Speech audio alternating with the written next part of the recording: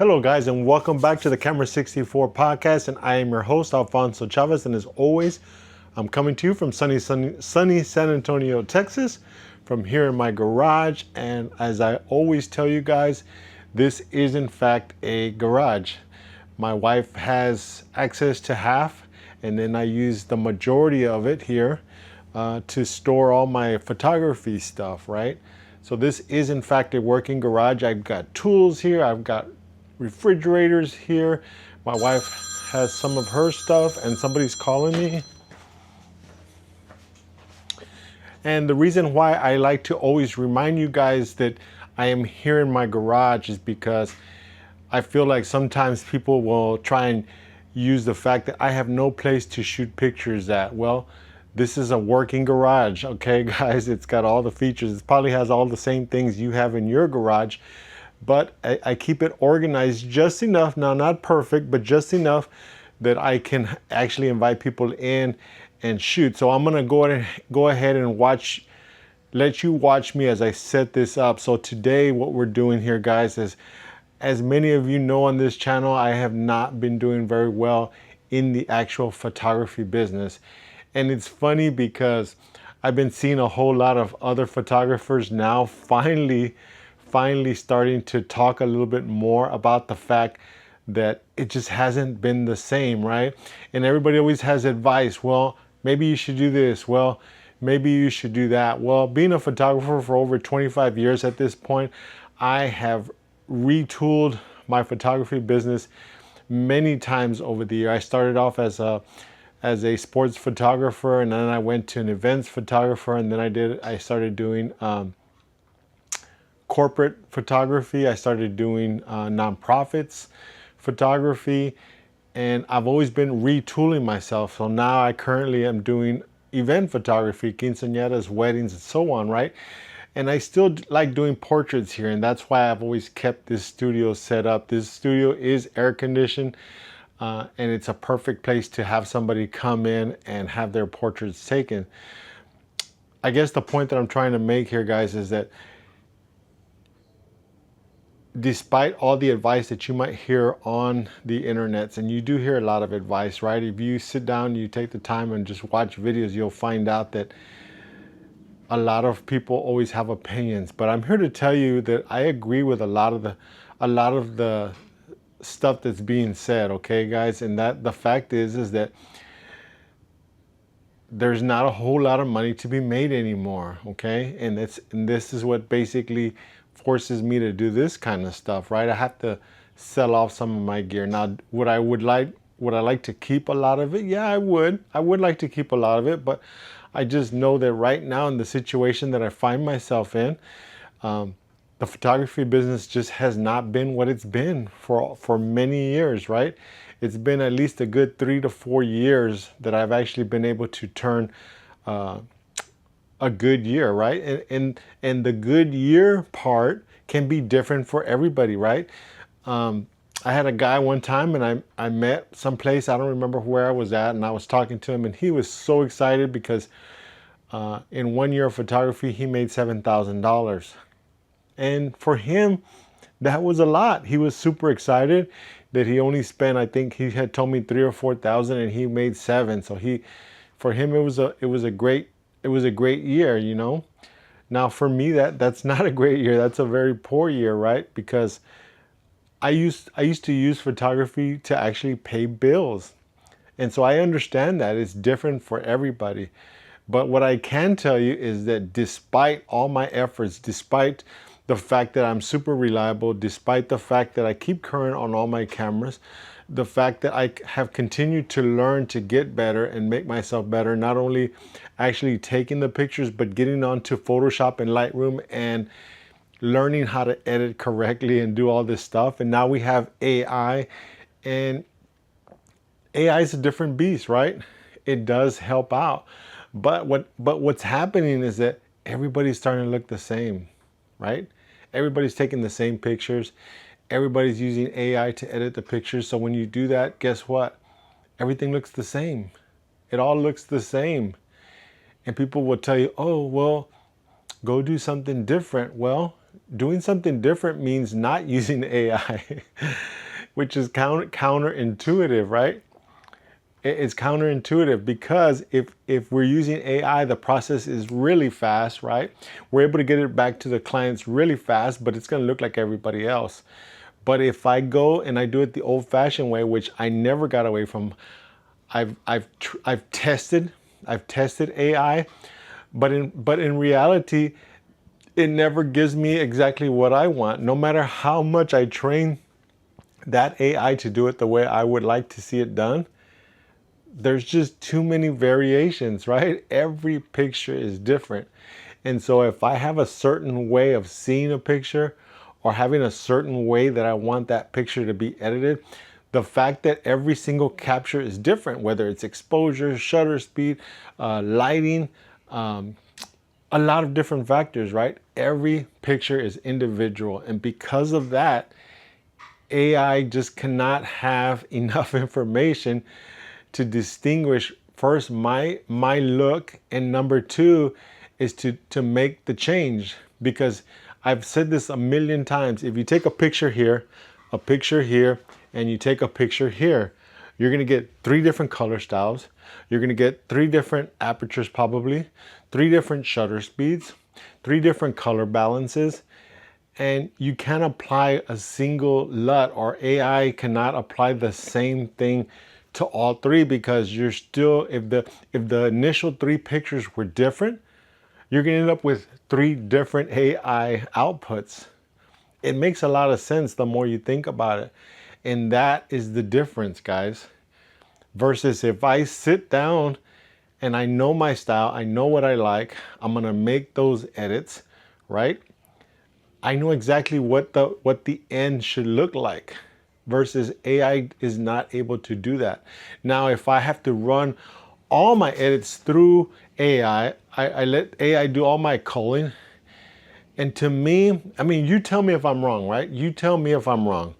If I send everything through, I let AI do my cull, I let AI do my edit, I let AI do my export. And if I have to go back and recheck every single picture one by one, which is what I would normally do anyway, if I still have to do that, what's the point of me sending everything through AI? Right? There's no point. If I'm sending it through AI, I'm paying this extra cost to send it through AI, and then I still got to go back behind AI and verify every single one individually. What am I paying for?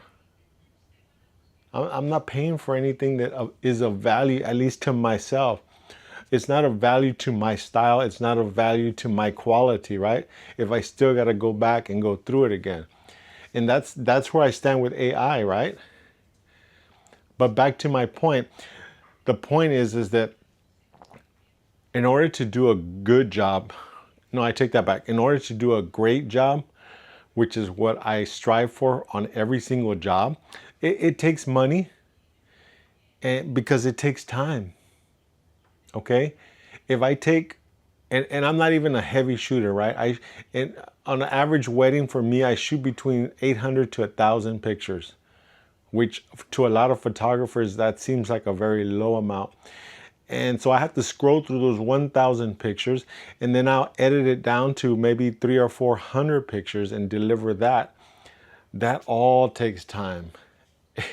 It is a process. It's a long process. It's a process of love, but it's also a process that is going to cost me anywhere between 30 and 40 hours, aside from the actual 10 hours or 8 hours or however long that day was, however long that event was, whether it's a wedding or quinceañera. I spend 8 to 10 hours on that day working on it.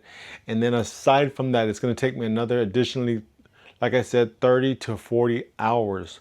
So I'm pouring in 50 hours, okay? 50 hours. And that's not counting equipment, insurance, subscriptions, website subscriptions, and all the other things that are included with it, right? Because there's a cost, right? There is a cost everywhere.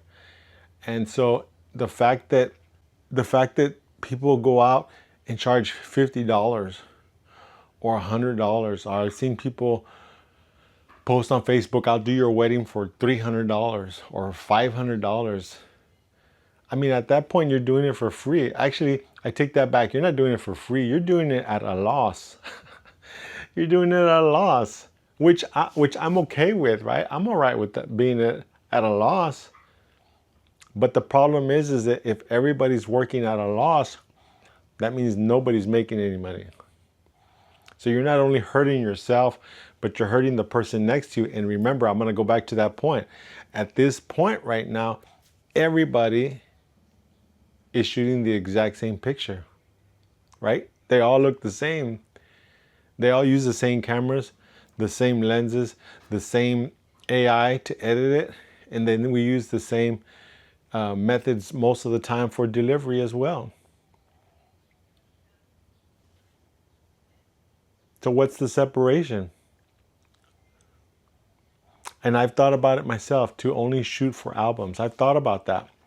But if I was going to shoot for albums, I have albums where I purchase my albums from, which is Zeno. A very nice album from Zeno is going to cost anywhere between $200 to $400, depending on what paper you're using, whether you want a hardback, do you want a delivery box, do you want a USB slot in there for video if they requested video. It costs money, right?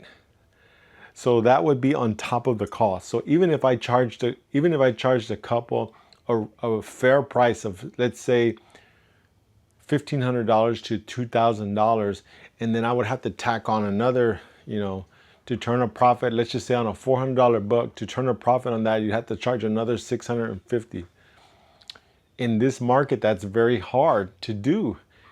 It's very hard to do. People try to sell this online as being something easy. If I can't even get them to pay $1,500 for a USB delivery, what makes you think that I'm gonna charge them $2,500 to get an album as well as a USB? Right? It's very difficult. And that's why I tell people who ask me, and it's been less and less, right? It's been fewer and fewer because I haven't been able to get out. Nobody's hiring me anymore. My price is fair. It's not out there. It's not super high. It's not super low. I've always considered myself to be the middle of the road, right? I'm not the elaborate top of the line, although I do shoot the same cameras that those guys shoot. But I've always kept my price at a fair price. But I'm basically unhireable at this point. It's the truth. I can see it. I can see it in the numbers. I can see it by the number of calls that I get. I used to get anywhere between two to 5 calls a week, every week, for years. Now I get 1 call maybe every 3 months. That's a big difference, guys. And I don't put it all on the photography. I understand the situation, right? Financially, people are cramped. Here in the US, things are not great. Despite what you might hear, oh, everything's wonderful. The stock market's up. People got great jobs. People are getting paid more than they've ever gotten paid before. Yeah, that might be true numbers wise. But in reality, everything is so expensive now. And I have not raised my prices at all. They're the same. People are making more money. I'm charging the same amount of price, but yet I'm still unhireable. I mean, go figure, right? It is what it is. I'm no longer upset. I used to get upset a long time ago, maybe 10 years ago.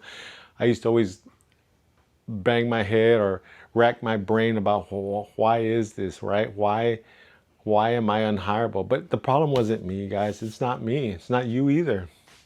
It's a combination of things. It's a combination of the economy. People don't have a lot of money to spend doing parties. And I'm all for that, guys. Trust me, if I had a daughter, I was going to make her quince no matter what, no matter how small, no matter how much I had to cut back on doing that. Because as a Hispanic, that's real important. I want my daughter to have a quinceañera. It's so important. And if that meant that I had to do a backyard quinceañera and have Uncle Joe take the pictures, that's what I would do. So I understand both sides. I understand both sides of this. I just hate seeing all the lies, right? To tell, oh, this is going to be great. Oh, if you would only do this, buy my program and just do this, you're going to be okay. Don't buy the hype, guys. Don't buy the hype. It's the hardest that it's ever been. Even the camera companies themselves are having issues. If you don't believe me, go look it up. Look at camera sales over the past 10 years. You'll be amazed, guys. You'll be amazed. But that's been my show for today, guys. In the next video, actually, I'm going to continue on. I'm going to record another video right now. So if you see me in the same clothes, that's what's going on. But I need to shoot some things, some items that I need to sell here online. So I'm going to let the camera roll, and I'm going to let you just see how I set this up here in my little studio. My lights over here, you can see it on camera. But I'm gonna let you guys just let this video roll so you can get a look at what it is that I'm doing here in the studio, what you can do, what you're capable of doing. And it also helps me sell stuff, right? Selling stuff online is actually very easy if you got the right photography. And that's what I'm good at, so let's do it. But till next video, guys, you take care, and it was nice seeing you guys. I know it's been a while. But it's always great seeing you guys, and I enjoy being able to speak to you, right? So you take care, and we'll catch you in the next video. Till next time.